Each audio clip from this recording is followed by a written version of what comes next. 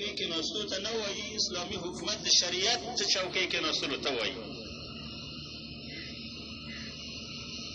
زه وزیر شوم د مجاهدینو او مجاهدین مې مقرر کړل، د وزارت یونټونه ټول ډیپوګانې ډک د حکومت راته راوسپارل شول او ښه مجاهدین مې په دې مقرر کړل هغه چې ما فکر کوله چې هغه دینداره مجاهدین بیا مې په ودروله.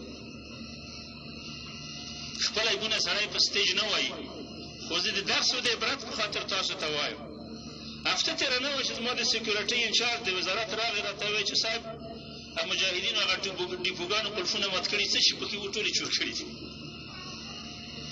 ما هلته دا متل ووی، هغه عربي متل وایي چې حامیها حرامیها، ساتونکی غل شو چې غل یې ساتونکی شي نو امن به څه رقم راشي، امانت به څه رقم وساتل شي.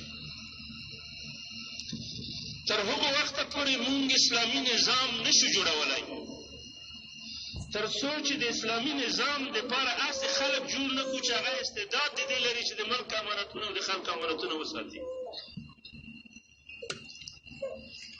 که د اسلام د الله په خزاینو باندې امین خلک ونه لرو، د الله د شریعت د تطبیق دپاره عالم خلک ونه لرو چې په شریعت پوه وي او عادل وي، تطبیق یې کا، ضبط نفس ولري، د الله حکومت په ځان باندې تطبیق کا، نو هغه په نورو حکومت جوړولی شي.